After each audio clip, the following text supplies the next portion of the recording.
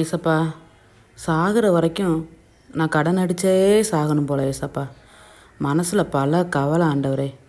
உடம்பு வேற சுத்தமாக முடியலை. உட்காந்தா எந்திரிக்க முடியல, எந்திரிச்சா உட்கார முடியல. உயிரோடு இருக்கவே பிடிக்கல ஏசப்பா.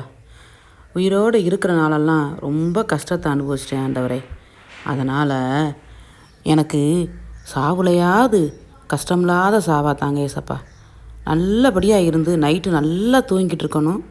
தூங்கிக்கிட்டு இருக்கும்போது தூக்கத்திலேயே ஹார்ட் அட்டாக் வந்துடணும். அதுவும் வலி வரக்கூடாது ஆண்டவரே. வலி இல்லாமல் படுத்த மேனிக்கே செத்து போயிடணும் ஏசப்பா.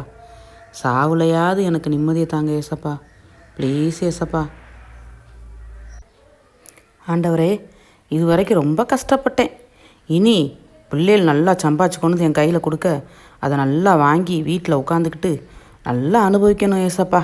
அது மட்டும் இல்லை, நல்லா நினச்ச இடத்துக்கு போகணும், நினச்ச சாப்பாடு சாப்பிடணும், நினச்ச துணிமணியெல்லாம் வாங்கி கட்டணும்.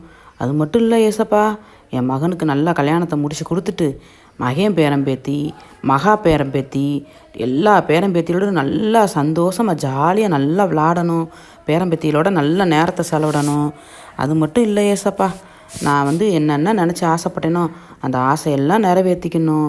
மருமக்கமாரோடலாம் நல்லா சந்தோஷமாக இருக்கணும். அது மட்டும் இல்லை ஏசப்பா, என் உடம்பு பலவீனத்தை மட்டும் எடுத்து போட்டுட்டு நல்ல பலத்தை தாங்க. கொஞ்சம் ஆயுசு நாட்களையும் கொடுங்க ஏசப்பா.